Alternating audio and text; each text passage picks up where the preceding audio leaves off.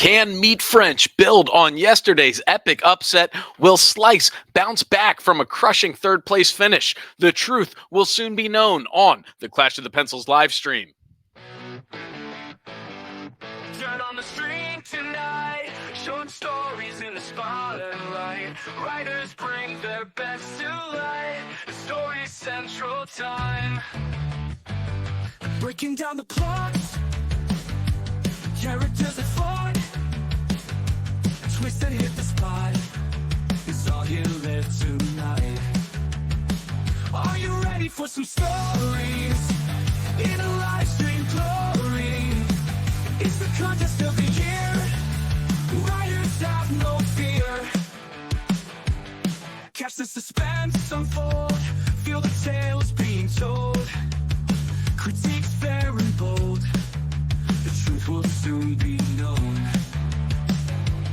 Jawless from far and wide. Mysteries you can't hide. Every twist takes the story right. By these rules we abide. Are you ready for some stories? In a live stream glory. It's the contest of the year. Writers have no fear.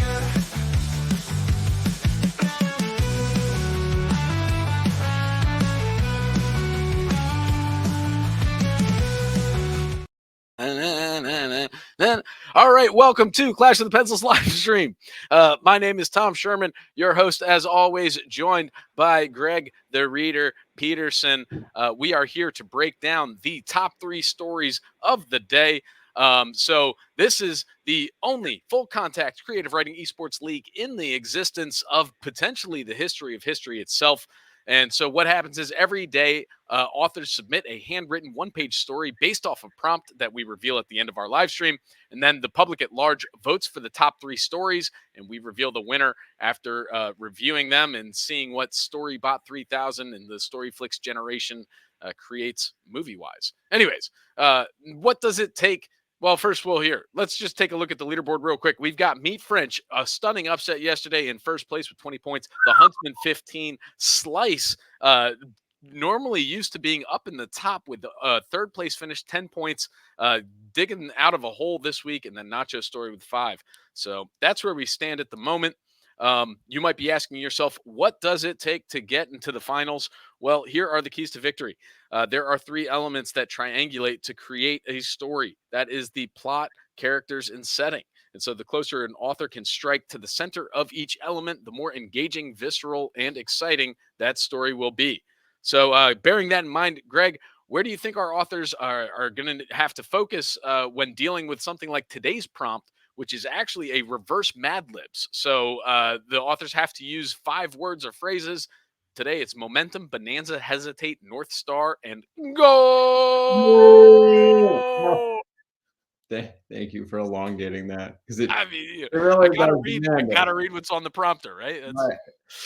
I think this is the Platonic ideal of stories. There is no real definition for it's not shading to one side. There's character, there's plot, there's setting. All of these things need to be shaped by the author themselves, and you just have to get these 5 words in. And the more creative ways, I'll be looking for clever ways of getting these words in that are a little bit unexpected. Very good. So there you have it. Let's just hop right into it. And let's see, what do we got on the next? Oh, no, that's all right. Good. All right, let's take that off and hop right into it. Our first story of the night here, coming from Slice, trying to dig their way back out of that third place hole for the week. So let's see what Slice has to offer for this amorphous prompt. D'Artagnan told Jenny and Felix that he could see their parents through the waterfall line. That's what they called that semi-visible plane that separated the inhabitants of the enchanted forest from the rest of reality. Old 2037, replete with dolts and artificially intelligent administrators, Jenny's mum is beating herself up because she hadn't cleared her headbox in months. Why hadn't she delegated reminders to her human brain system instead of relying on a manual workaround? Felix turned a quarter of the way from the magic windshield speckled with their family bugs. D'Artagnan told him he couldn't hesitate. Not anymore. The three of them were stuck together now like a Twix. They needed to embrace that caramel chocolate cookie momentum. This was the new life they wanted, what they'd been trying to create online. D'Artagnan grabbed Jenny and Felix by the shoulders and pointed them to the forest. "I'll be your North Star," he told them, as they crunched blades of grass which complained with each step. The brook kept talking politics, splashing rocks with whispers of election season. The tall birch trees formed a canopy under which a bunny bonanza slithered over itself, ever multiplying like a rat king. Tiny imps swung down from ivy to snatch up bunnies and throw them at pink kangaroo crickets, who weren't as impressive as you'd think. Felix turned white when he touched the moss forming on Jenny's cheekbones. D'Artagnan did a slow jump off a cliff. Felix felt a mixing board materialize in his hands and remixed D'Artagnan's speech prior to crossing the plain of the enchanted forest. "Bee bubba be the gur." That's awful, they all thought. Wait, we all have one brain? I don't like this. Where's the wall? Hey, I was trying to think. Me first. You just went. What am I doing here? Don't I want a shared consciousness? Isn't that better than individual passcodes to life? There's our dad. He doesn't trust headboxes. He's coming through to get us. He writes on paper.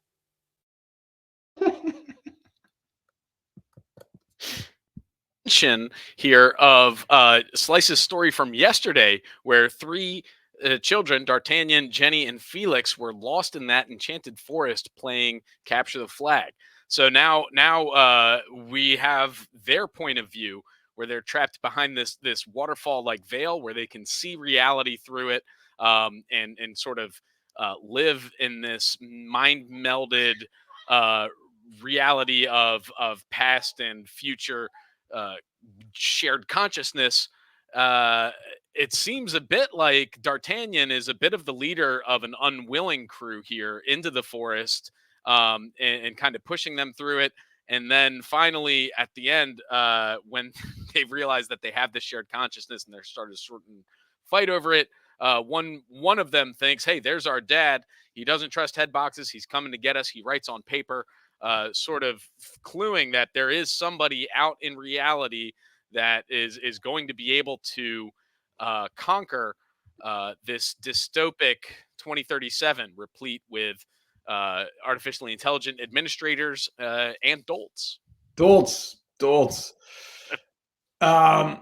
It feels, well, first of all, let's look at, given that the prompt had 5 words, the way that Slice gets those words in and the order in which is kind of interesting. So we've got the first one, I think, is hesitate. D'Artagnan told him he couldn't hesitate. The magic windshield speckled with their family bugs, and they were stuck together. The first clue that we're in this shared consciousness space is we're stuck together like a Twix, and they needed to embrace the caramel chocolate cookie momentum. See, seems like that's an interesting metaphor for where we're heading, Tom. Indeed. What could be wrong with a caramel chocolate and cookie momentum? If that's the singularity that we're approaching, bring it on. I think that's what I strive for every day. Every day, actually, is finding that momentum. Then we have D'Artagnan grabbed Jenny and Felix by the shoulders. We're getting the illusion back to the forest. "I'll be your North Star," he told them as he crunched blades of grass, which complained with each step. So there's the North Star. The tall birch trees formed a canopy under a bunny bonanza slithered over itself, ever multiplying like a rat king. Seems like there's this contrast between these administrators and the sort of human consciousness versus the vibrancy of the enchanted forest, and life is unfolding, and these kids are trying to touch grass, as the kids say these days, but they're really unable to get past their mind melded, artificially enabled or augmented consciousness here. The final one is we get some nonsense, that we get the goal, but it's missing, but it's part of this BB Bubba BB the goal, which what do you make of that? Is it B Bubba B the goal? Well, so this part is sort of, an interesting moment where Felix has, now he's looking at Jenny's cheekbones forming moss and looking at D'Artagnan, who's obviously enjoying himself doing a slow jump off a cliff, cliff, and then Felix is able to materialize a soundboard and kind of remix the speech. So I kind of read it as like beep beep up go, and then like and then everyone being like, wow, that's awful. Like, who made that sound? Yeah, we're in this enchanted forest, and you're dragging us back into that sort of online reality plane that you were referencing earlier, that sort of non-enchanted magic of a soundboard. I don't know. And That's then we break through. It's not even quotation. We're just in the consciousness mhm, of, I believe it's Felix when he said, "Wait, we all have one brain." So there's a moment of recognition, and then I don't like this. Where's the wall? Hey, I was trying to think. Me first. You just went. What am I doing here? Don't I want the shared consciousness? It's almost like the perspective here becomes this terrifying jumble, and it's like too close. We're up too close and personal and claustrophobic and running into each mhm. other. We don't have the space of the consciousness, and then we get the alternative, which Clash of the Pencils likes one thing. It's this dad who he doesn't trust head boxes. He's Mm. coming through to get us. And he He writes on writes on paper. brilliant, Yeah. brilliant. So So yeah, that's good stuff there. I definitely I think there's a well, I think one of the more interesting parts throughout it is the character development of these three, where D'Artagnan, it seems like he knows. You know what I mean? He's leading them into the forest initially on the complaining twixt grass. He tells Felix he can't hesitate. He somehow knows that they're in this caramel chocolate cookie bind. Um, it's and so and then I feel like when there's in that end where it's like I don't want a shared consciousness. I feel like it's D'Artagnan that's being like, isn't that better than individual pass codes to life? It seems like D'Artagnan, if the three are going to try to break out of this enchanted reality, it seems like D'Artagnan might be the one the one to slightly spoil it and really just this is what D'Artagnan wants, and I'm not sure if Jenny and Felix are really on board with it. right, and the mother clearly is not. She's sort of lost in clearing out her head box, and sort of lost in the loop of this. I'm Right, interested in Dad. I'm interested in what kind of agency Dad and D'Artagnan can kind of combine. Is there a resistance mounting between those two characters that can kind of right. show a way forward? Right. Yeah, that it'll be interesting to see if Slice is able to recapture this or continue it rather going forward. Who knows? We've seen Slice do it before, and unfortunately, I accidentally deleted my triangle slide, so we can't really do the the triangle analysis on it. But I'm sure it was a tight triangle. I don't know. The setting was. I thought it was great. If we had to think about this, I'd say the setting. Well, we got back into that enchanted forest that we wanted so badly. It the plot was basically the setting here was trying to break free from the matrix, right? Through the setting. Hmm. And then the characters were kind of all wrapped up in each other. And but I feel like there was some interesting tension between trying to break free of other people's consciousness Hmm. and not letting that like interrupt the flow of your own. I'd be curious to see what a sequel looked like. What about you? Yeah, definitely. We'll have to stay posted on that. I think it's just it's just again another testament to sort of the epic world Slice is able to build in a single page. Off of very little. You give him 5 words and then come up with that. Mhm. It's impressive. Impressive. It's The impressive. degree of difficulty is hard, kids. Yeah, it really is. It really is, and that's why I believe Slice was actually the only story to submit today. Only story. The Only only that's one. why he's sliced. That's why he That has the Joe DiMaggio records. That's exactly it. And so a wasted opportunity from Meat French as well.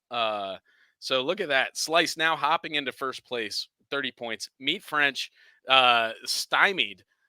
Resting on their laurels, and then it's like when football when you get up by 14 and then you try to play that sort of Yeah, safe you and play then that conservative oh game plan and go into the prevent defense. It never yeah, and works. then all of a sudden you're down by 5, and you're like, "How did No, that happen?" Yeah. no. So Slice Meat is French, coming. Slice is coming.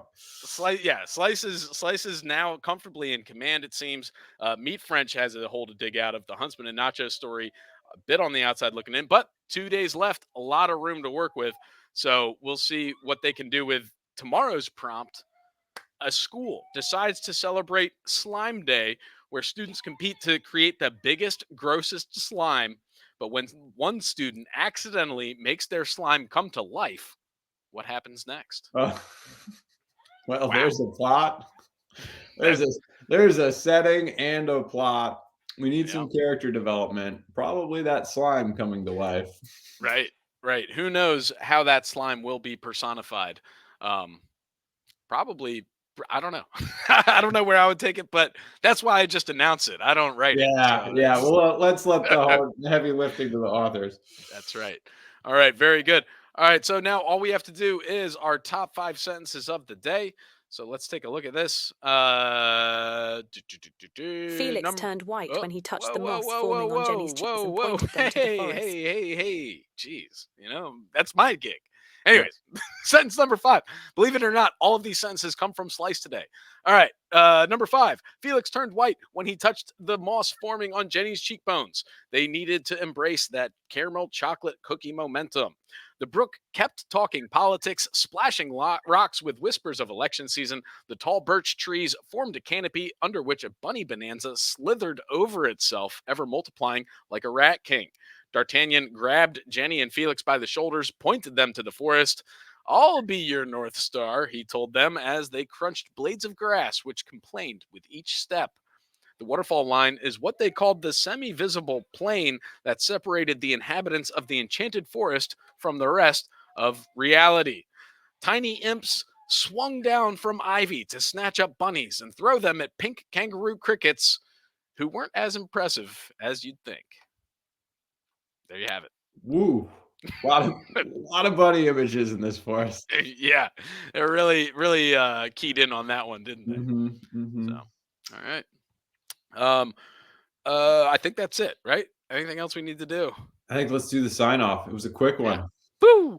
Gotta love it. All right, keep those pencils sharp out there. And kids, don't let your creativity get captured. Edge of the runway where dreams ignite. Tom Cruise stares down into the endless night. Birds of flight school stuck to the plan. Grow together, fly high hand in hand. Tom Cruise finds himself in the cockpit seat. Heart pounding, fist clenched, he can't be beat. He learns from the birds how to soar so high. Wings of steel under a firelit sky. Birds of flight school grow with pride. Tom Cruise finding the hero inside. Together their rise into the unknown, learning the rhythm of the wind they flow. This episode was brought to you by Tom Cruise's flight school for birds, where you can crow together, and Tom Cruise will learn to be Tom Cruise. Turn on the street tonight. Short stories in the spotlight. Writers bring their best to light. The Story Central time. Breaking down the plot. Characters that fought. Twist that hit the spot. It's all you live tonight. Are you ready for some stories? In a live stream glory. It's the contest of the year. Writers have no fear. Catch the suspense unfold. Feel the tales being told. Critiques fair and bold. The truth will soon be known. Jawless from far and wide. Mysteries you can't hide. Every twist takes the story right. By these rules we abide. Are you ready for some stories?